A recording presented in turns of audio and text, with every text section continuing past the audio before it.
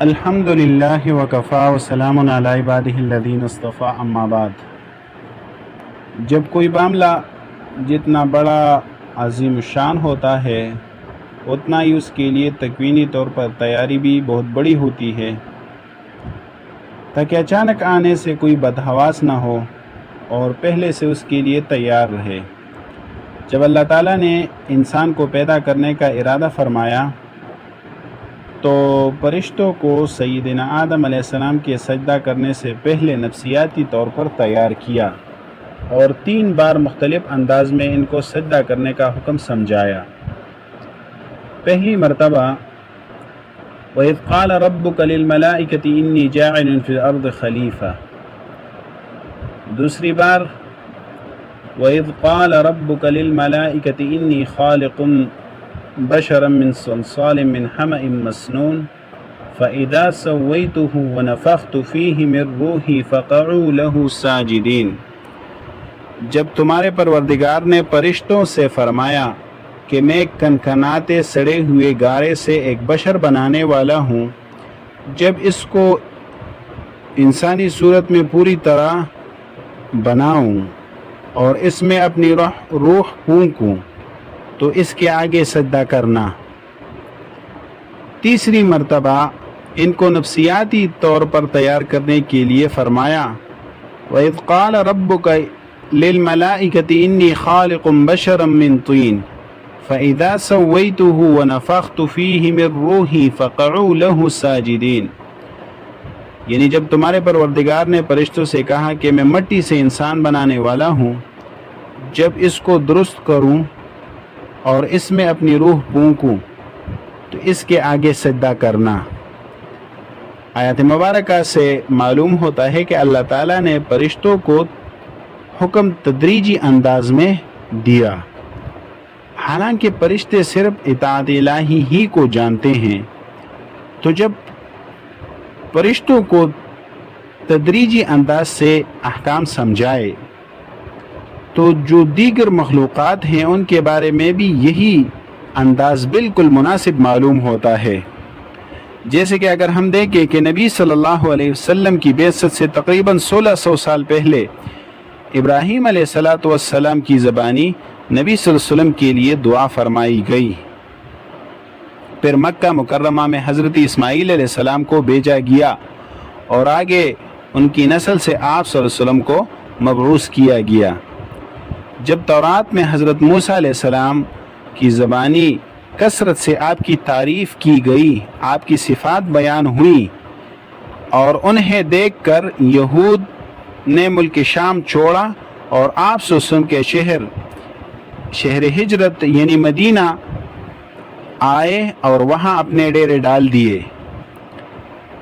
جبکہ یہود آپ کو اپنے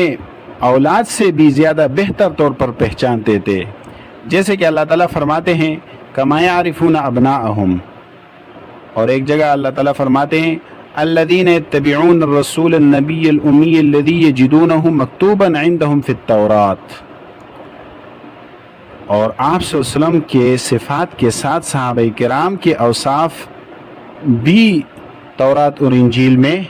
بیان کی گئی، جیسے کہ اللہ تعالیٰ فرماتے ہیں وَمَا محمد الرسول اللہ والذین معه اشداء علی الکفار رحماء بینہم تراہم رکعا سجدا یبتغون فضلا من اللہ ورضوانا سیماہم فی وجوہہم من اثر السجود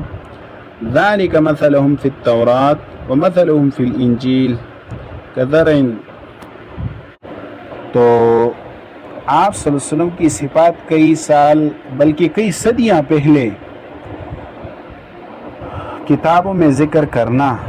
حقیقت میں اس زمانے میں موجود افراد کو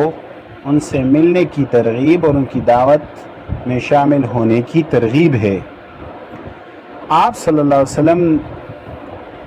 کی بعثت حضرت عیسیٰ علیہ السلام کے اہم مقاصد میں سے فرمایا گیا، جیسے قرآن میں ہے وَمُبَشِّرًا بِرَسُولٍ يَأْتِي مِن بَعْدِ اسْمُهُ أَحْمَدُ، اب ان آیات سے یہ معلوم ہوا کہ کسی واقعے کے آنے سے پہلے نفسیاتی تیاری کی اہمیت کتنی ضروری ہوتی ہے، اگرچہ وہ فرشتے اور صحابہ کرام ہی کیوں نہ ہوں جنہوں نے علامات نبوت کا مشاہدہ کیا اور رسالت کے انوار کو اپنی آنکھ سے دیکھا، تو جنہوں نے یہ زمانہ نہیں پایا ان کو نفسیاتی تیاری کی کتنی زیادہ ضرورت ہوگی۔ اسی طرح حضرت مریم علیہ السلام کا قصہ بھی قرآن میں موجود ہے۔ ان کو برسوں تک بغیر موسم کے اللہ تعالیٰ نے بغیر ظاہری اسباب کے رزق دیا، اور ان کے رزق کا واقعہ بھی قرآن میں مذکور ہے۔ کلما دخل علیہا زکریا المحراب وجد عندها رزقا قال یا مریم ان لک ھذا قالت هو من عند اللہ۔ تو حضرت مریم علیہ السلام کو بغیر ظاہری اسباب کے رزق دینا حقیقت میں بلکہ تکوینی طور پر ان کو بغیر باپ کے بیٹا دینے کے لیے ان کی ذہنی تیاری تھی، تاکہ بغیر اسباب کے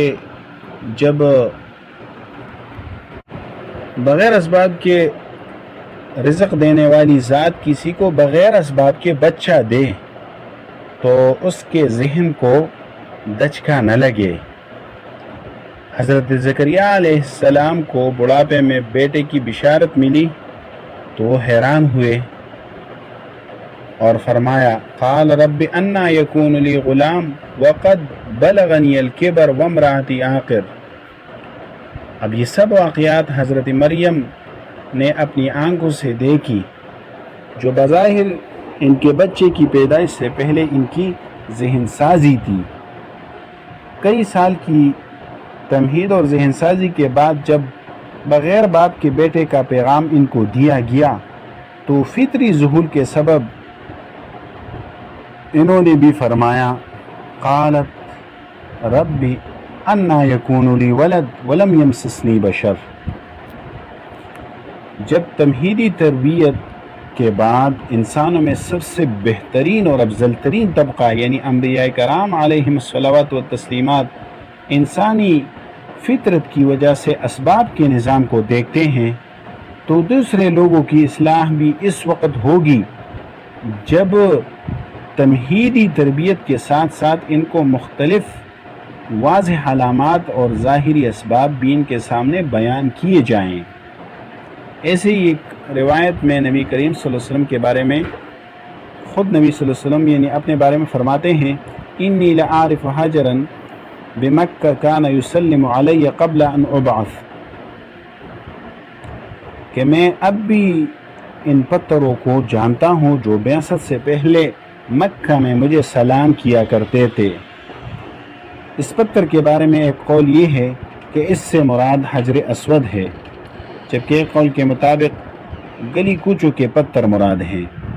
جنہیں مکہ والے دیکھتے رہتے تھے۔ اب جمادات اور پتھروں کا آپ صلی اللہ علیہ وسلم کو سلام کرنا اس لیے تھا کہ فرشتوں کی زیارت جب ہو تو مافوق الفطرت امور کے ساتھ آپ عادی ہونے کی وجہ سے آپ ان کی بات چیت کو سمجھ سکیں اور اس میں آپ کو آسانی ہو، مگر پھر بھی بشری کمزوری کا تقاضا تھا کہ جبریل امین علیہ السلام جب وہی لے کر آئے تو واپسی پر آپ صلی اللہ علیہ وسلم نے حضرت خدیجہ رضی اللہ عنہا کو فرمایا کہ لقد خشیت علی نفسی، یعنی مجھے تو اپنی جان کا خوف ہے۔ اب انبیاء کرام علیہم الصلوات و تسلیمات کو بھی ان امور کا سامنا کرنا پڑا۔ اگر ان تمہیدات کے بغیر وحی کا سلسلہ شروع ہو جاتا تو کیا ہوتا؟ اسی طرح قبلہ کی تحویل سے پہلے